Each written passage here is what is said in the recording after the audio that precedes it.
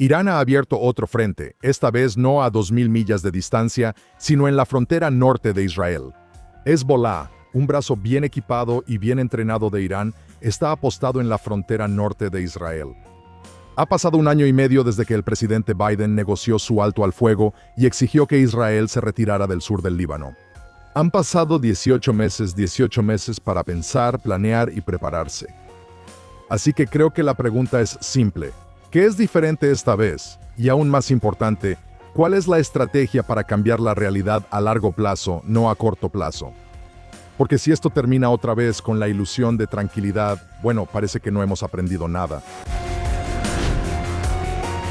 Para analizar esto, me honra presentar y traer a este podcast a mi amigo, el general de brigada en la Reserva Amir Habibi. Él es el fundador y presidente de una de las organizaciones más importantes de Israel, el Foro de Defensa y Seguridad de Israel, entre muchos otros cargos. También fue el ex subcomandante de la División de Gaza, fue director de la Oficina del Jefe del Estado Mayor y comandante en varios niveles en ingeniería de combate. Amir, es un gusto tenerte aquí. Es un placer estar aquí. Gracias por invitarme. Por supuesto, absolutamente. Gracias por tomarte el tiempo. Sabemos que estás ocupado mientras hay guerras en varios frentes. Y hablaremos tanto de tu papel civil como de gran parte de tus conocimientos militares también. Entonces, Amir, hoy vamos a hablar sobre el Líbano. Para quien recuerde, después del 7 de octubre casi hubo un 8 de octubre en Líbano, ¿cierto? Y he hablado contigo. Quiero escuchar más sobre esto de tu parte. Y tuvimos suerte de que no hubo un 8 de octubre en Líbano, pero Líbano sí entró en la guerra. Y cuando digo Líbano, por supuesto me refiero a Hezbollah. Seamos muy específicos. Hezbollah entró en la guerra el 8 de octubre con una andanada de miles de cohetes sobre Israel, algo muy parecido a lo que está ocurriendo ahora. En septiembre de 2024, Israel lanzó una invasión terrestre. Yo también estaba en Líbano en ese momento para erradicar a Hezbollah. Estábamos avanzando. Y luego, antes de las elecciones de noviembre de 2024, el presidente Biden insistió. De hecho, amenazó a Israel diciendo que teníamos que retirarnos. De lo contrario, iba a limitar y no enviarnos ninguna de las municiones, lo cual en realidad estaba obligado a hacer. Y nos retiramos. Así que han pasado 18 meses. Mi pregunta para ti es, ¿qué ha cambiado en Líbano, tanto desde el 8 de octubre como desde hace 18 meses? Bien, entonces ya sabes, cuando vemos el panorama general y tal vez dentro de algunos años, cuando investiguen esta guerra, cuando hablen de ella dentro de muchos años, creo que dividirán la guerra en 3 etapas diferentes. La primera etapa fue que al principio, ya sabes, nos tomaron por sorpresa, no estábamos preparados, no teníamos suficientes municiones, no suficientes fuerzas, 7 frentes diferentes. Y en esta realidad, Israel decidió una estrategia que dice, enfoquémonos en un frente a la vez. Empezamos con Hamás y, a diferencia de los otros frentes, para debilitar, no destruir, debilitar a nuestro enemigo hasta el punto en que no haya una amenaza estratégica para Israel y luego pasar al siguiente desafío. Así que empezamos con Hamás. Y esto tomó mucho tiempo, casi 1 año. Quiero decir, la guerra comenzó el 7 de octubre. Cambiamos nuestro centro de gravedad al Líbano en septiembre del año siguiente. Tomó mucho tiempo por muchas razones. Quiero decir, era un entorno de guerra muy complejo, con múltiples rehenes, pero también una administración estadounidense que nos estaba reteniendo municiones. Esto nos retrasó mucho. Pero en cierto momento entramos en Rafah, tomamos el control del corredor de Filadelfia, rodeamos a Hamás por todos lados. Y básicamente en ese momento, sabes, Hamás ya no era una amenaza estratégica. Sigue siendo una amenaza incluso ahora, pero no una amenaza estratégica. Y entonces dijimos, está bien, este es el momento en que tenemos que traer de regreso a nuestros ciudadanos, ya sabes, que fueron sacados de sus casas para estar a salvo. Y necesitábamos traerlos de vuelta. ¿En el norte de Israel? En el norte. Entonces lo estaban tomando. ¿Cuándo lo estaban tomando? El 8 de octubre, Israel básicamente trasladó a más de 100,000 personas de sus hogares a lo largo de la frontera, incluyendo toda una ciudad, la ciudad de Kiryat Shmona, que por cierto hasta ahora no se ha recuperado. De los 25,000 ciudadanos de la ciudad, solo 10,000 regresaron. Ese es un gran problema. Pero en ese momento cambiamos el centro de gravedad de Gaza a Líbano. Lanzamos un ataque muy sorpresivo y decisivo mediante los buscapersonas, todos lo recordamos, atacando los activos estratégicos y matando a Nasrallah. Y de hecho, en ese momento, la presión sobre Israel para no ir más allá, ya sabes, para detenerse, era realmente seria. Yo mismo lo experimenté, ya sabes, reuniéndome en ese momento con el embajador de Estados Unidos aquí en Israel. Recuerdo haber ido a su oficina y mientras esperaba la reunión, ya sabes, estaba admirando afuera de su despacho el símbolo de Estados Unidos, el águila, esta poderosa águila. Y cuando fui a la reunión y empezamos a hablar durante toda la conversación, él me decía que necesitábamos desescalar, necesitamos un alto al fuego. En medio de todo eso, ¿por qué, Amir, por qué era tan insistente? Bueno, no lo sé, no tenía ningún sentido, o sea, sabes, una cosa que me dijo, creo que realmente puede ser una buena explicación. Él dijo, mira, vine a ser embajador para lograr la normalización con Arabia Saudita. Y esta guerra está interrumpiendo esta misión, ¿sabes? Él sentía que, ya sabes, esto es como un ruido que está interrumpiendo el tema principal. El tema principal es la normalización. Pero la guerra comenzó por, ya sabes, este proceso y el intento de Irán de detener esta normalización. Así que mientras él hablaba sobre desescalar y, ya sabes, un alto al fuego, en cierto momento lo miré. Le dije, ya sabes, señor embajador, estaba sentado afuera admirando a esta poderosa águila. ¿Cuándo se convirtieron en DAFs? ¿De verdad cree que puede ser una potencia mundial siendo un DAF? No es por casualidad. ¿Cómo reaccionó él? Él empezó a reírse, ¿sabes? Pero al final de la reunión, él me miró muy serio y me dijo, mira, si sigues atacando en Líbano, se abrirá una brecha entre Israel y Estados Unidos. Wow, eso no fue una amenaza, fue una amenaza abierta. Sí, fue una amenaza abierta y básicamente era obvio que Israel estaba bajo mucha presión de la administración. Pero te puedo decir que unas horas después, 80 bombas cayeron sobre el refugio de Nasrallah. Eliminamos a Nasrallah y creo que hablando con la gente de Biden mucho después, admitieron, ya sabes, que Israel hizo lo correcto. Pero el asunto es que no detuvimos ni acordamos este alto el fuego por presión estadounidense. Ese no fue el motivo. El asunto era que sabíamos que Irán estaba empezando a avanzar hacia la fabricación de un arma nuclear. Y necesitábamos realmente cambiar nuestro centro de gravedad de Líbano a Irán. Y de hecho lo que pasó es que en el momento en que firmamos este acuerdo de alto el fuego, que por cierto permitió que Israel siguiera atacando a diario. Correcto, desde el aire. Ya sabes, desde el aire. Lo cual hemos estado haciendo. Y por cierto, también nos quedamos dentro del Líbano en varias posiciones, al menos en 5 lugares diferentes, lugares cruciales para nosotros dentro del Líbano. Así que el alto el fuego fue muy favorable para Israel. Pero ese día firmamos el alto el fuego. El primer ministro dijo que estamos cambiando nuestro centro de gravedad del Líbano a Irán. Así que esto es interesante. Quiero decir, estás diciendo que el alto el fuego en ese momento en realidad sirvió a los intereses de Israel.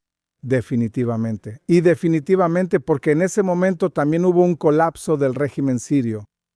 Y centramos gran parte de nuestra atención en destruir el ejército sirio, a tomar la cima del Monte Hermón, a entrar en Siria. También tuvimos que lidiar con los hutíes y ellos operan ahí. Pero el día que acordamos el alto el fuego, tuve la oportunidad de reunirme con el ministro de Defensa en ese entonces, Galland, y estábamos discutiendo el hecho de que en el momento en que Irán perdió su profundidad estratégica, me refiero a Hamas, Hezbollah como fuerzas principales, y también los hutíes, ya sabes, se debilitaron. Era obvio que a los ojos de los iraníes la manera de salvaguardar el régimen era avanzar rápidamente hacia capacidades nucleares. Así que sabíamos que habíamos iniciado una carrera.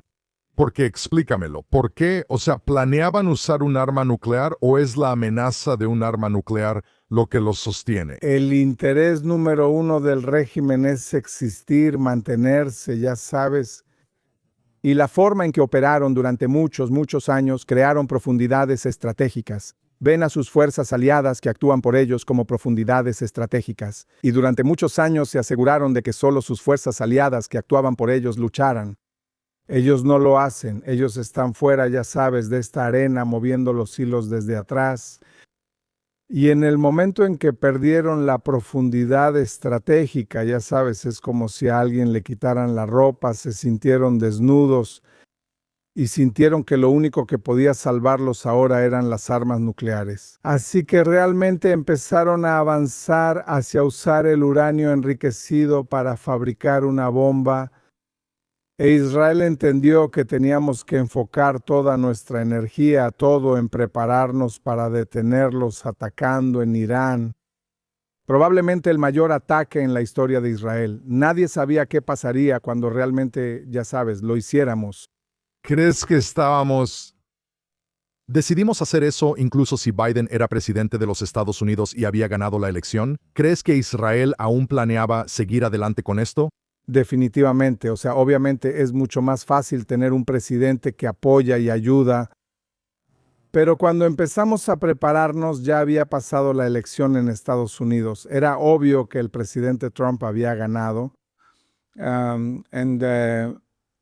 Todo el aparato de defensa israelí, nuestras industrias militares y el ejército empezaron a trabajar día y noche con el Mossad, preparándose para este ataque decisivo contra las capacidades nucleares de Irán. Y en los meses entre noviembre, cuando hicimos el alto al fuego, y junio, cuando atacamos Israel, en este periodo de tiempo desarrollamos tecnologías que van más allá de la imaginación, que desafían las reglas de la física y la química, tecnologías que no solo nos permiten cumplir nuestras misiones en 12 días y realmente infligir un golpe serio a este programa nuclear y al programa de misiles balísticos, pero son tecnologías que van a impactar durante la próxima década.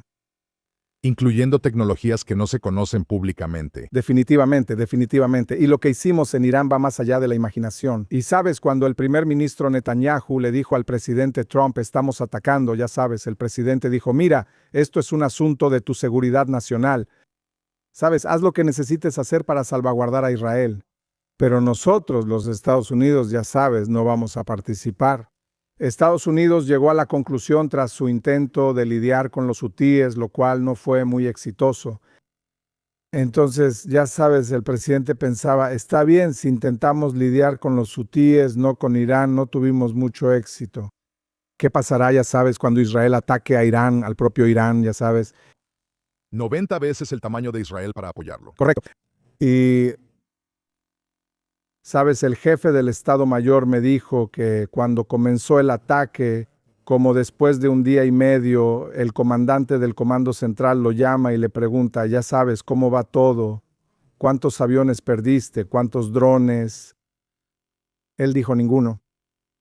Sabes, ellos estaban sorprendidos. O sea, en 2 días Israel destruyó completamente toda la defensa, ya sabes, que protegía a Teherán, abrió el corredor hacia Teherán, y eso es todo. Dominamos los cielos iraníes y empezamos a atacar ferozmente sin perder ni un solo avión, ya sabes.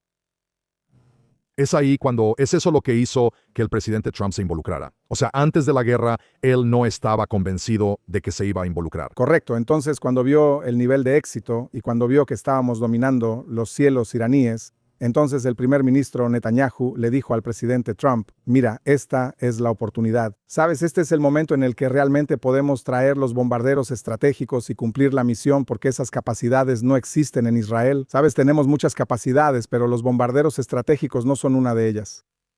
Y era obvio que para ocuparse realmente a fondo de Ford y Natanz y todos estos lugares necesitabas esta capacidad de los B-2. Y realmente fue una decisión histórica del presidente Trump unirse a la lucha. Y no solo unirse y atacar estos sitios, sino también hacerse responsable de lo que está pasando en Irán. Y decir, ahora es asunto nuestro. Nos vamos a asegurar de que nunca tengan capacidades nucleares. ¿Qué cambió, Amir? Es decir, ¿qué cambió en ese momento? ¿Por qué ahora toda esta guerra está siendo liderada por Estados Unidos? Y de hecho Israel, incluso si es por nuestro interés nacional, se está uniendo a Estados Unidos. ¿Qué cambió en el presidente Trump? El reconocimiento de que se puede hacer, que Israel demostró que podemos lograrlo. ¡Guau! Bien, Israel cambió por completo la forma de entender lo que se puede o no se puede hacer. Y el hecho de que Israel logró atacar de la manera en que lo hizo realmente le dio la fuerza también al presidente para decir, está bien, sí, esto se puede hacer, ya sabes, sin perder varios aviones y todo eso. Y esto lo cambió todo. Lo cambió todo porque en 12 días no solo logramos afectar gravemente sus programas, hablando de los programas nucleares, matando a sus científicos, destruyendo su archivo, el archivo digital. Antes tomamos el archivo físico con el Mossad, matando a varios comandantes de alto rango y altos funcionarios y atacando los sitios. Pero también esto creó una realidad donde la disuasión iraní, tanto interna como externamente, fue completamente destruida. Esto, por cierto, llevó al pueblo iraní a comenzar las manifestaciones más adelante. Esto llevó a los europeos a restablecer las sanciones y activar el mecanismo de restitución automática del JCPOA. Así que Israel cambió todo a nivel global y también internamente dentro de Irán y estableció las condiciones para la guerra que está ocurriendo ahora, que es una guerra muy diferente. Porque si la primera parte de la guerra se trataba de debilitar a todos nuestros enemigos, incluyendo a Irán, y liberar a nuestros rehenes, y terminamos los primeros 2 años con una realidad en la que todos nuestros enemigos en los 7 frentes han sido debilitados drásticamente, e Israel en 2 años se volvió mucho más fuerte que al principio. Esta parte de la guerra se trata de ganar de manera decisiva en todos los frentes. Este es un ataque decisivo para lograr la victoria total. No se trata de debilitar a Irán o debilitar a Hezbollah o debilitar aún más a Hamás. Se trata de destruirlos. Entonces, ya que estamos hablando de Irán, ¿qué fue lo que hizo cambiar a Israel desde junio de 2025 hasta ahora? Es decir, ¿no podríamos haber logrado una victoria decisiva la primera vez que atacamos a Irán durante esos 12 días si simplemente hubiéramos continuado? Así que comenzamos esos 12 días sabiendo que todavía tenemos muchos rehenes en Gaza, que necesitamos volver a enfocarnos en Gaza, y por eso hicimos un ataque muy limitado. Ya veo. Enfocándonos realmente en los grandes problemas, asegurándonos de que no se vuelvan nucleares, destruyendo este proceso de convertir el uranio enriquecido en armas, golpeándolo seriamente en su capacidad de misiles balísticos y capacidad de drones. Pero tuvimos que regresar a Gaza, esto era urgente, teníamos rehenes, teníamos que encargarnos de esto. Así que pasamos de Gaza, Líbano, Siria, Yemen e Irán, de vuelta a Gaza. Entramos a la ciudad de Gaza para crear las condiciones necesarias para que Hamás fuera acorralado de tal manera que tuvieran que liberar a los rehenes. Y luego hubo una pausa operativa. Acordamos un alto al fuego y empezamos a hablar de esta paz. The Board of Peace. El comité y así sucesivamente, y la Junta de Paz. Y había una sensación en el público de que está bien, eso es todo, la guerra ha terminado. Y escribí un artículo en enero, a principios de enero en Gwinnett y también en el Jerusalem Post, diciendo que en la primera mitad de 2026 se volverá a una guerra a gran escala en todos los frentes, en todos ellos. Y la segunda mitad de 2026 tratará de la normalización, acuerdos de paz y, por supuesto, las próximas elecciones tanto en Israel como en Estados Unidos. ¿Y cómo supiste eso, Amir? O sea, tienes razón. Todos teníamos la impresión públicamente, e incluso el gobierno hablaba del hecho. O sea, hubo muy poca conversación durante esos meses. ¿Cómo lo supiste? Porque vimos que Irán, en vez de decir, está bien, ¿sabes qué? No evaluamos correctamente las fortalezas de Israel ni la determinación de Estados Unidos para luchar. Estados Unidos durante muchos años tuvo capacidades increíbles, pero cero disposición para luchar. Pero el presidente Trump intervino y luchó, dijo que decidió usar la fuerza. Así que en vez de que los iraníes dijeran, ¿sabes qué? Tal vez deberíamos esperar unos años, esperemos hasta que Netanyahu y Trump terminen sus mandatos y luego volveremos a hacer lo que hacemos. No, empezaron a construir de nuevo todas estas capacidades muy rápido y también tomaron una decisión estratégica. Van a tomar venganza, van a atacar. En Israel Había un entendimiento claro de que si esperamos, Irán se convertirá en una potencia nuclear y van a lanzar un arma nuclear contra nosotros. Ese era el entendimiento. Ese era un entendimiento real, sí. Y también que se encaminan de nuevo hacia una producción masiva de misiles balísticos y nos van a abrumar con miles y miles de misiles balísticos. Era obvio que es una amenaza estratégica para Israel y era obvio que Israel iba a atacar. De una forma u otra, Israel se preparó para un ataque y era obvio que teníamos que terminar el trabajo en Gaza, en Líbano. Teníamos que ganar esta guerra. No podemos seguir en una realidad donde Hezbollah se está reconstruyendo, Hamas se está reconstruyendo, Irán se está reconstruyendo. Y entendimos que el tema clave era cortar la cabeza de la serpiente. Teníamos que ocuparnos de Irán. Déjame preguntarte, sí. De nuevo, esta es una pregunta que me hacen mucho en las noticias. Me la hicieron ayer. Si nosotros... La palabra aniquilación es una palabra que a menudo nos ponen en la boca, ¿verdad? No estoy seguro si nosotros... El presidente sí, creo, tal vez usó esa palabra una vez. No recuerdo que el primer ministro Netanyahu haya dicho que aniquilamos, pero... ¿Cómo pudieron amenazar a Israel con un arma nuclear? ¿Tan rápido si llevamos a cabo un ataque tan decisivo en junio?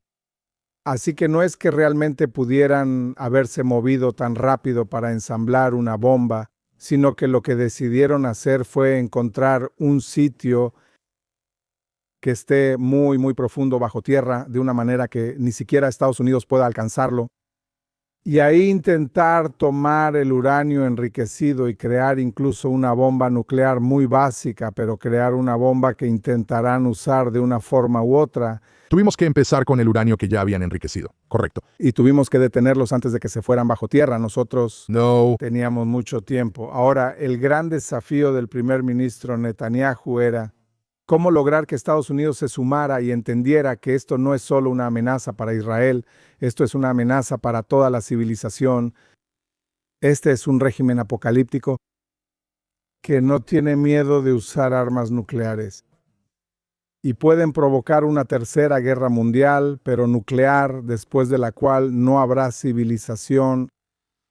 Así que era obvio que, ya sabes, teníamos que lidiar con esto. Y el presidente Trump intentó lidiar con esto diplomáticamente, exigiendo, ya sabes, que entregaran todo el uranio enriquecido y desmantelaran toda la capacidad de enriquecimiento. Pero, ya sabes, este régimen piensa de manera apocalíptica y no cumplirían con estas demandas. Y por suerte tenemos un presidente que entiende, ya sabes, que esto es una gran amenaza para toda la civilización y para Estados Unidos. Y así es como llegamos al punto en que lanzamos un ataque juntos con un objetivo claro. Desmantelar completamente las capacidades iraníes, asegurarnos de que nunca tengan capacidades nucleares, destruir por completo, totalmente, su habilidad para producir misiles balísticos y desmantelar esa capacidad, y también desconectar a Irán de sus fuerzas prox y asegurarnos de que no puedan mantener, ya sabes, todo esto.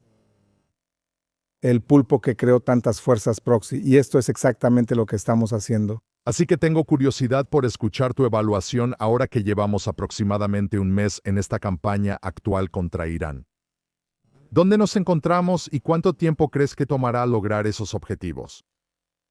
Así que militarmente están prácticamente destruidos. Quiero decir, ahora nos estamos enfocando en destruir cada fábrica e industria que produce capacidades para Irán. Está siendo destruido sistemáticamente. Y la mayor parte de su capacidad de misiles balísticos fue destruida, las fábricas de drones y sus capacidades de drones también, y hemos visto que disparan cada vez menos, sin marina, casi sin defensa aérea. Así que obviamente militarmente están siendo destruidos. Así que todavía pueden lanzar uno que otro misil. ¿Pero todavía existe una estructura de mando y control entre sus ejércitos? En cuanto a los revolucionarios, sí hay algún tipo de mando y control, pero hay algunas unidades donde se ve una deserción masiva. Ellos entienden que Israel y Estados Unidos están controlando completamente los cielos iraníes. Israel y Estados Unidos juntos han atacado más de 14,000 objetivos. Cada objetivo podría recibir unas cuantas bombas. Y todo es muy preciso, no se trata de sus misiles balísticos lanzados al azar, son ataques muy precisos y decisivos que no pueden detener. Por cierto, ellos tienen una fuerza aérea. Sí tienen una fuerza aérea Pero ¿dónde está? O sea, destruida. La mayor parte fue destruida, pero dependían mucho más de misiles balísticos y aviones. Y creo que hay una comprensión cada vez mayor de que si realmente quieres poner a este régimen de rodillas, necesitas quitarles su economía. Así que ahora estamos hablando de que Estados Unidos tome el control del estrecho de Hormuz. Estamos hablando de la isla de Kag, que realmente controla el 90% del petróleo que se distribuye desde la isla a los petroleros. Y si tomas el control de esta isla, eso es todo. Realmente no hay economía iraní. Y obviamente si controlas el estrecho, es lo mismo. O sea, puedes dejar salir cualquier barco que quieras del estrecho y a los que no quieras, los controlas. ¿por qué es tan importante eso? O sea, va a afectar a todo Irán. Obviamente la gente ya es muy pobre de por sí, pero los va a afectar y también va a afectar al régimen. Esperamos que eso cause deserciones, disturbios, o sea, la vida ya es un infierno para los manifestantes. ¿Cuál es el plan aquí? Así que no puedes matar a 1 millón de miembros de la Guardia Revolucionaria, pero sí puedes asegurarte de que no les paguen. Quieres llevar al régimen al punto en que ya no puedan mantener a sus fuerzas y una vez que no les pagas, se acabó el juego. Eso no es un desertor. Sí, así que si no tienen dinero, se acabó. Ya no pueden mantener a estas fuerzas. Entonces, cuando el presidente Trump está contemplando atacar su principal fuente de energía o tomar la isla Hag o controlar Hormuz, este es el punto donde entiendo que realmente necesitamos controlar su economía, no solo destruir sus capacidades militares para realmente desmantelar el régimen o hacerlo completamente inoperante, de una manera que cree las condiciones para que el pueblo iraní se levante y tome el control del país con la ayuda de Israel y Estados Unidos. No habrá tropas en el terreno dentro de Irán, o sea, no estoy hablando de Hormuz o de islas, ya sabes. Estoy hablando del Irán continental. Las tropas en el terreno son el propio pueblo iraní. Con presencia sobre el terreno, pero ahora mismo, en su mayoría, no están armados. Al menos hasta donde yo sé, ¿verdad? Los kurdos, quizá los azeríes. ¿Cómo cambiamos ese paradigma? Porque sin armas, quiero decir, puede haber algún tipo de reacción por parte de la Guardia Revolucionaria o quien quede para proteger el... Así que sí, espero que haya un plan para armar a los diferentes grupos y tienes que enfocarte en dos áreas. Una es Teherán en sí, esta es la capital, pero también las áreas más rurales donde están los kurdos, los baluchis, los azeríes y todos los diferentes grupos. Irán está compuesto por varios grupos. Tenemos 12 grupos diferentes, solo el 50% de Irán son persas. E incluso entre los persas muchos no apoyan a este régimen, así que soy optimista, creo que este régimen no se quedará. Y creo que las ambiciones o los objetivos de Estados Unidos van mucho más allá de Israel. Israel está bien con un Irán que no pueda amenazar a Israel, sin misiles balísticos, sin armas nucleares, sin apoyo a grupos aliados. Esto no es suficiente para Estados Unidos. Estados Unidos necesita que Irán cambie su alianza de China y Rusia hacia Estados Unidos. Estados Unidos necesita que el petróleo iraní se comercialice en petrodólares a través de SWIFT y no en el mercado negro, como se ha hecho durante mucho tiempo. Explica eso un poco más para nuestra audiencia. Entonces, sabemos que China controla el 90% de los minerales raros, los minerales necesarios para la industria de la inteligencia artificial y para los autos eléctricos. Y últimamente China ha interrumpido la cadena, ya sabes, de estos minerales raros que van a Europa o a Estados Unidos. Estados Unidos está muy preocupado por este control. Y la manera en que Estados Unidos está lidiando con esto es diciendo, está bien, tú controlas la mayoría de estas capacidades raras, nosotros controlaremos el petróleo. Ustedes chinos necesitan petróleo. Ahora, Estados Unidos tomó el petróleo venezolano, ahora va a tomar, ya sabes, el petróleo iraní.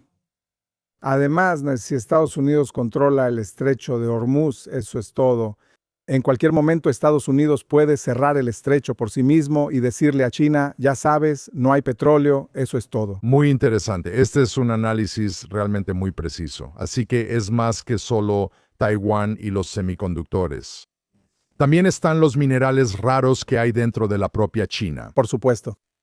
Y obviamente, cuando Estados Unidos muestra disposición para luchar, pero también muestra la superioridad tecnológica, ya sabes, de Estados Unidos sobre las tecnologías rusas y chinas, porque Irán está luchando con tecnologías rusas y chinas y está siendo destruido. 100-0, es como un dominio total de la tecnología estadounidense-israelí. Así que obviamente supongo que esto disuadirá a China de invadir Taiwán. Esto creará una realidad en la que Rusia contempla, ya sabes cuál es el siguiente paso y qué hacer. Lo que me asombra es lo que está pasando con Europa.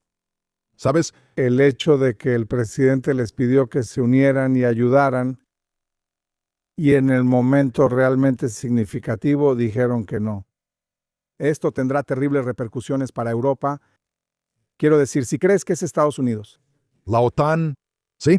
y si Estados Unidos le dice a Rusia, ¿sabes qué? Haz lo que quieras. Sabes, ya no vamos a invertir más en Ucrania y defender a los europeos que de todos modos se están volviendo musulmanes. Así que tal vez sea mejor que Rusia se encargue de ellos. Sabes, eso podría pasar. Quiero decir, podríamos ver a Rusia mucho más agresiva en Europa.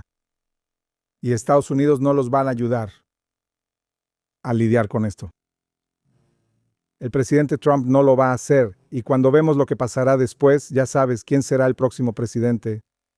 Si es el vicepresidente quien dice Estados Unidos primero, y no quiero enviar a nuestras tropas a diferentes lugares y así sucesivamente, eso podría ser bastante devastador, y creo que Europa se volverá mucho más dependiente de Israel, de las capacidades israelíes. Así como cuando el presidente Obama apuñaló por la espalda al mundo sunita y se unió a Irán. Y por supuesto no protegió al pueblo sirio. Correcto. Así que esto creó un entendimiento en Medio Oriente. Necesitamos una alianza con Israel. No podemos confiar en Estados Unidos. Necesitamos una alianza con Israel. De alguna manera, sin que Obama hiciera lo que hizo, no habríamos tenido los códigos Obama. Es un pensamiento interesante. Para mí, Eso es algo poco convencional. Obama es una reencarnación de Bilam. Vino a maldecirnos, terminó bendiciéndonos. Wow. Pero muchas cosas que hizo, por cierto, fueron una bendición para nosotros porque también trajo la primavera árabe y debilitó a nuestros enemigos de muchas maneras. Así que lo mismo pasa aquí. Ahora Estados Unidos le está dando la espalda a Europa. Europa será muy dependiente de las capacidades israelíes y tecnologías y posiblemente también el hecho de que Israel probablemente en los próximos meses o años se convierta en un corredor de energía. Sabemos que ahora Arabia Saudita está transportando petróleo a través del oleoducto este-oeste que va desde Arabia Saudita hasta el Mar Rojo. Eso evita el estrecho de Hormuz. Y la idea original era llevar este petróleo desde Yanbu, desde el Mar Rojo hasta Eilat, y desde Eilat transportarlo a través de nuestras tuberías por medio de la compañía Katsa, de Eilat a Ashkelon y de Ashkelon a Europa. Así que Israel se va a convertir en un corredor mundial de energía. Y podemos, a través de nuestras tuberías, transportar una cantidad infinita de petróleo. Hablé con uno de los embajadores europeos más destacados la semana pasada. Hablé con él sobre este corredor de energía. Él dijo, Amir, mira, si esto sucede, esto cambia las reglas del juego en cuanto a nuestras relaciones con Israel. Es increíble transportar petróleo a través de Israel hacia Europa. Esto es algo muy importante. Israel podría convertirse en el verdadero puente entre Occidente y Oriente, definitivamente. Podría pasar por Israel. Definitivamente. Entonces, es interesante, Amir, lo que estás diciendo es que la relación de Israel con Europa podría cambiar drásticamente a raíz de esto como una consecuencia no intencionada. Veo muchas oportunidades que, por cierto, ya están ocurriendo porque ves a Finlandia, Suecia, Europa del Este, Alemania comprando muchas capacidades israelíes. Antes teníamos al norte de Europa atacando a Israel, yendo en contra de Israel. ¿Cuándo fue la última vez que escuchaste que Suecia, Finlandia o esos países estuvieran en contra de Israel, ya no los escuchas más. ¿Por qué? Sus defensas son israelíes. Dependen de las capacidades israelíes, necesitan una buena relación con nosotros. Lo mismo pasa con Europa del Este. Alemania compraron Ro-3, esto es muy importante. Es un gran cambio. Ahora, mientras más países están al oeste de Europa y más lejos están de Rusia, entonces se permiten no comportarse bien con Israel.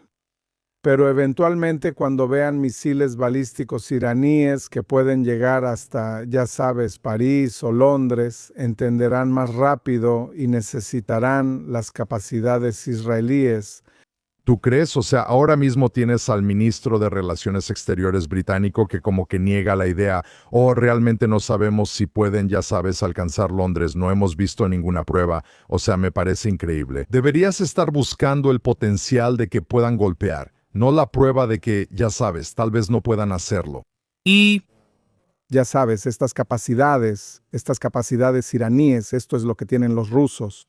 Así que es obvio que Rusia puede alcanzarlos. por supuesto. Entonces, ya sabes, obviamente necesitan, ya sabes, este tipo de defensa. No puedes estar indefenso y ser extorsionado. Ya sabes, basta con que Rusia diga, está bien, vamos a disparar, eso es todo, pero ¿qué van a hacer ellos?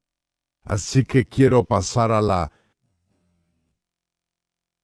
pregunta de la independencia militar de Israel. Es decir, si algún día vamos a tratar con un presidente, ahora mismo estamos tratando con el presidente más favorable para Israel, probablemente en la historia. Ojalá que uno de los próximos también sea similar. Pero en el futuro podría haber un presidente que no sea favorable hacia Israel. Podría ser un presidente demócrata en particular. Podría ser un presidente republicano aislacionista. No sabemos de dónde va a venir. ¿Dónde deja eso a Israel y cómo se está preparando Israel? Creo que lo que nosotros en el IDSF hemos estado diciendo desde hace mucho tiempo, y lo escribí en mi libro, es la necesidad de que Israel sea capaz de defenderse por sí mismo. Por cierto, el nombre del libro en inglés que tengo. No retreat. Exactamente. No Retreat. Por cierto, ¿dónde puede la gente comprar el libro? Tú me acabas de dar una copia. En Amazon en inglés. En Amazon. No retreat. No Retreat en inglés en Amazon. Correcto, básicamente creo que hoy existe un entendimiento de que Israel necesita poder defenderse por sí mismo. Nuestras industrias militares están creciendo exponencialmente. Israel está invirtiendo enormes cantidades de dinero en construir nuestras líneas de producción. Y no se trata solo de producir las armas y municiones que necesitamos, sino también de las piezas. Quieres asegurarte de que toda la línea funcione. Tienes todo lo que necesitas. Así que tienes dos opciones. O lo produces en Israel y no dependes de Gran Bretaña, Francia u otros países, o tienes que tener enormes reservas que puedan durar años. Así que Israel está equilibrando entre reservas y producción propia, pero con un entendimiento claro, clarísimo. Necesitamos ser capaces de defendernos por nosotros mismos. Necesitamos estar en fronteras defendibles e incluso más allá. Así que las fronteras de la tierra de Israel son las fronteras defendibles, pero necesitas una zona de amortiguamiento. Así que estamos en Siria, ahora estamos en Líbano hasta el río Litani, estamos en Gaza. Ya no vamos a correr riesgos. Y una de las cosas más importantes que están cambiando al hablar de seguridad nacional es la proactividad. Entender que necesitas ser proactivo todo el tiempo. No puedes permitir que se formen ejércitos terroristas o ejércitos en tus fronteras. Si intentan construir algo, tienes que atacar, no puedes esperar.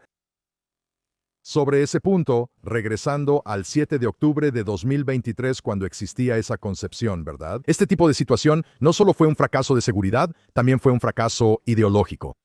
Creo que es muy importante. Quiero pasar los próximos minutos hablando sobre tu organización y tu perspectiva sobre ella. Quiero que expliques tu organización para nuestros oyentes y cómo está afectando eso al liderazgo actual y futuro de las Fuerzas de Defensa de Israel. Así que todo lo que nos pasó en los últimos, diría yo, 30 años antes de la guerra fue de alguna manera debido a la existencia de una élite de generales que han estado dominando la esfera pública israelí durante muchos años en la investigación, los medios, la política y así sucesivamente. Y sus ideas giraban en torno a la contención, las retiradas y las concesiones. sobre la idea de que en realidad los judíos son el problema. Si simplemente nos comportamos correctamente y les damos a nuestros enemigos todo lo que quieren, tal vez, sabes, esta es la manera de lograr la paz. Y fue increíble ver que no importaba qué gobierno fuera elegido, ya fuera de izquierda o de derecha, cuando tienes a los generales, ya sabes, controlando el discurso, hablando de seguridad nacional, incluso los gobiernos de derecha, ya sabes, hacían lo que ellos querían. Todos ellos también compartían esa concepción. Porque de ahí es de donde están obteniendo la información. Correcto. Ahora, cuando me retiré, Y eras general. Es importante decir que eres general de brigada en las Fuerzas de Defensa de Israel. Tuviste esto, Amir, de primera mano. lo vi de primera mano, terminé mis 30 años de servicio militar. Cuando me fui, estaba realmente muy preocupado por a dónde iba todo esto. Me dije a mí mismo, sabes, no son nuestros enemigos los que nos van a destruir, nosotros mismos estamos haciendo ese trabajo. Cada error que puedas imaginar lo cometimos en 30 años, cosas que realmente no tienen ningún sentido. Y me dije a mí mismo, sabes, la mayoría de nuestros oficiales y comandantes no son así. Son sionistas acérrimos, son ganadores, saben quiénes son nuestros enemigos, quieren proactividad, quieren que podamos defendernos en Bruselas, pero no tenían voz, no estaban organizados. Tienes un general aquí, otro allá, no es una organización. Así que esto me motivó hace 6 años a crear la IDSF, Noninhibras, Savichonisti y realmente hacer un cambio histórico de élites en Israel. Es hora de que los viejos generales, que por cierto la mayoría tienen la edad de mi padre, se hagan a un lado. Y que la generación joven, una generación de Maccabim, oficiales y comandantes muy fuertes, dé un paso al frente y tome su lugar. Y había una especie de, yo diría, como cierta renuencia a tratar con ellos, y nunca entendí eso. Entonces, ¿de qué tienes miedo? Sabes que tenemos la razón. No tienen ningún sentido, se han vuelto completamente politizados. Y es hora de que se escuche nuestra voz. Y ya sabes, la primera o segunda semana que empecé la organización, era tan necesario que después de 2 semanas, ya 300 oficiales se unieron a la organización. En 2 semanas ni siquiera tenía formalmente una organización, ya sabes, estábamos reuniendo gente en grupos de WhatsApp. Hoy, 6 años después, 55,000 oficiales, comandantes y operadores israelíes, de los cuales alrededor de 7,000 son oficiales. Empezamos una organización muy pequeña. Hoy es una gran organización con un instituto de investigación que es respetado a nivel mundial. Nos reunimos semanalmente, ya sabes, con los embajadores más destacados en Washington y la Unión Europea. Trabajamos en estrecha colaboración con el gobierno y con la Knesset. Pero también somos un movimiento de base presente en cada ciudad y pueblo de Israel. Y hacemos 3 cosas. Educamos a la generación joven antes del servicio militar en organizaciones en las preparatorias. Educamos al público en general con una fuerte presencia en los medios de comunicación y en las redes sociales. Y educamos a los responsables de tomar decisiones en Israel y en todo el mundo. ¿Ves? Por cierto, tu organización es increíble. He tenido el placer de verla crecer en los últimos años. Es tremendo lo que has logrado.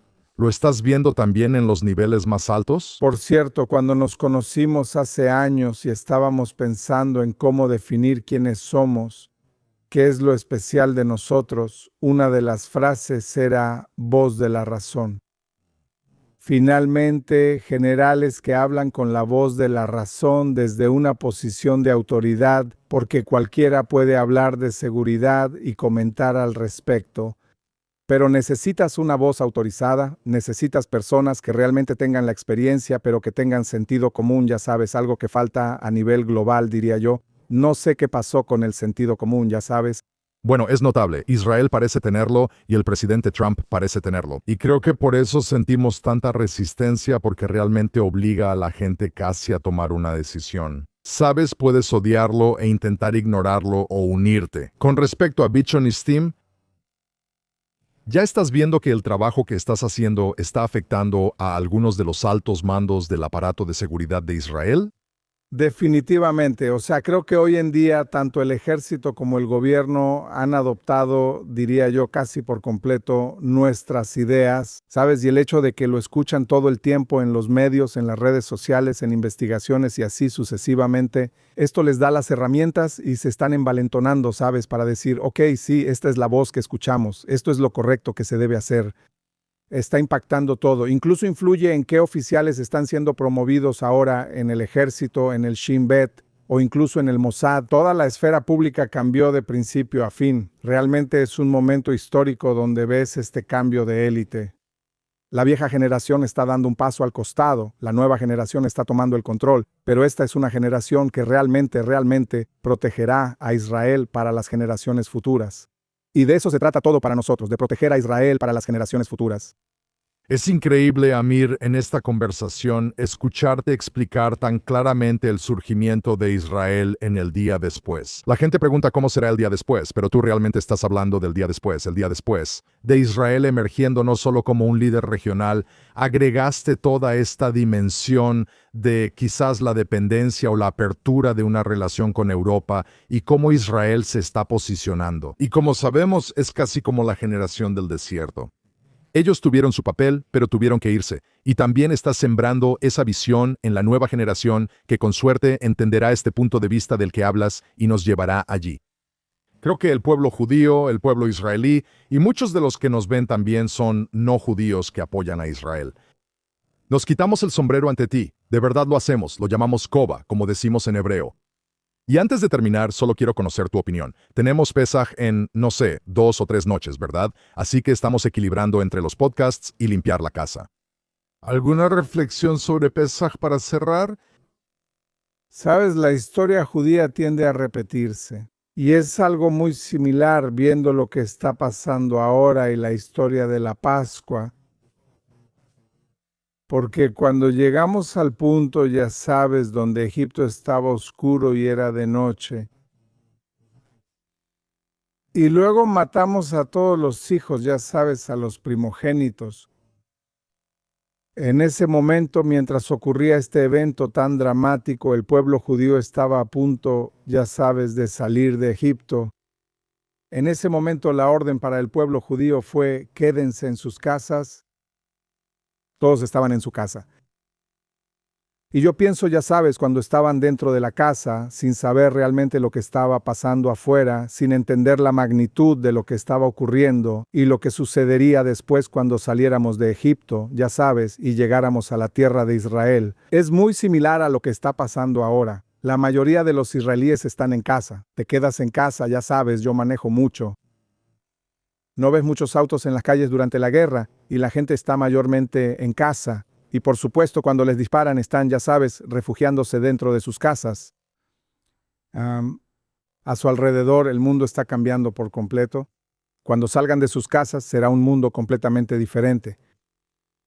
Y lo he estado diciendo desde hace mucho tiempo y ahora creo que es mucho más fácil de entender. Sabes, mientras más grande sea la victoria, más decisiva será la victoria en esta guerra, más grande será la edad de oro de Israel después de la guerra. E Israel se está moviendo hacia una edad de oro. No es que no tengamos desafíos, también tendremos desafíos después. Tenemos que lidiar con la soberanía dentro del país. El Negev en la Galilea, en Judea y Samaria están lidiando con el creciente antisemitismo. Tenemos muchos desafíos, pero vamos hacia una época dorada. Después de esta guerra, la economía va a prosperar. Ya está prosperando. Va a ser mucho más grande que eso. Y habrá una aliyá masiva a Israel. Y va a haber un baby boom. Sabes, pasamos mucho tiempo en los refugios. Así es. Muchos bebés en camino. Y creo que realmente les dije al pueblo judío, miren, el futuro está aquí. Piensas que ahora estamos pasando por algunos desafíos, ya sabes, pero sientes este optimismo, ya sabes, en la sociedad israelí. Una vez más, fuimos clasificados en 8º lugar, ya sabes, entre las naciones más felices. Pero lo interesante fue que cuando entras en los detalles ves que la generación joven entre 8 y 25 años está clasificada en 3er lugar. Oh, no me había dado cuenta de eso. Sí.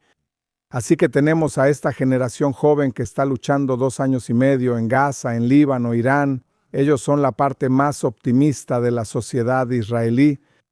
Así que tenemos un gran futuro por delante. General de Brigada Amir Habibi, mi querido amigo, gracias. Este fue un podcast increíblemente revelador. Y feliz Pesaj para toda nuestra audiencia y para todos los que nos ven alrededor del mundo. Sigan atentos a True East. Nos vemos después de las fiestas de Pesaj.